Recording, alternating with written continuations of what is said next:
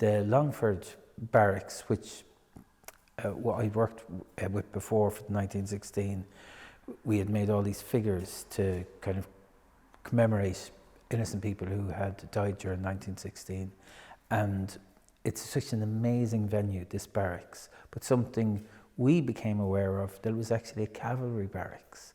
And bringing those two things together, it was just a perfect match. And it's a perfect venue, and it frames the work and that lantern work really well.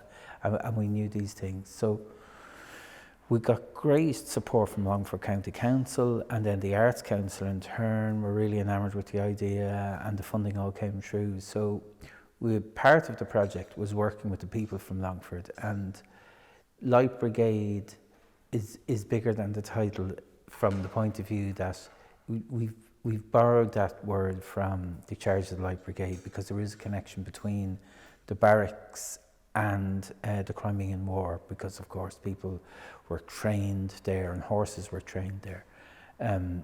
But it's not about that. It's about us as human beings and the people of Longford after going through this really difficult time with the COVID, and that kind of power and strength as we're marshalling it to kind of propel us forward. And we're kind of using the horse as an analogy or an image that is dear to all our hearts and is very close to the location it's in the barracks. And that whole historic quarter was all about the horse. An important part of the project was involving people of Longford in the work. And this is what we've done in past projects, and it gives real ownership to the work, and it grounds the work, is how I'd phrase it.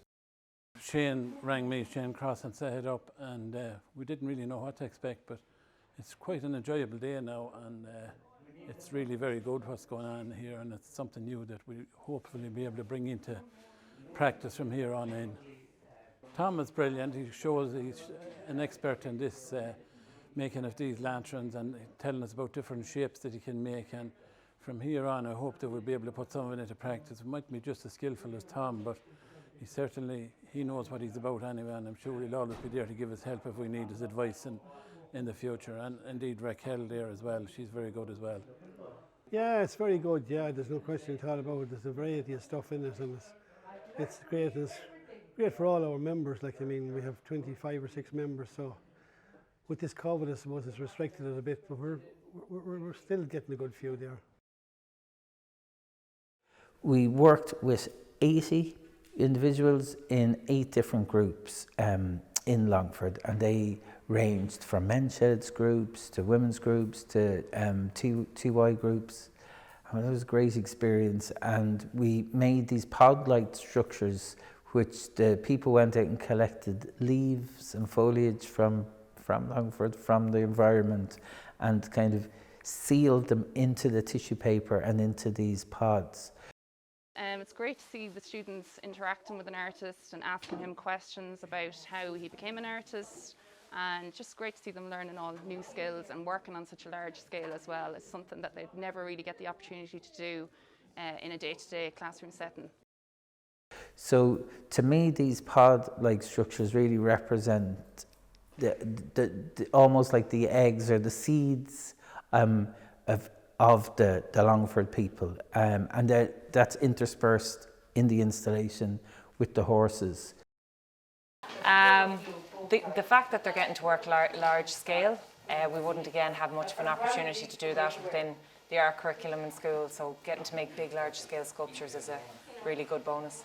So the community element were made by people that maybe have never done art before, wouldn't consider themselves arty or artists.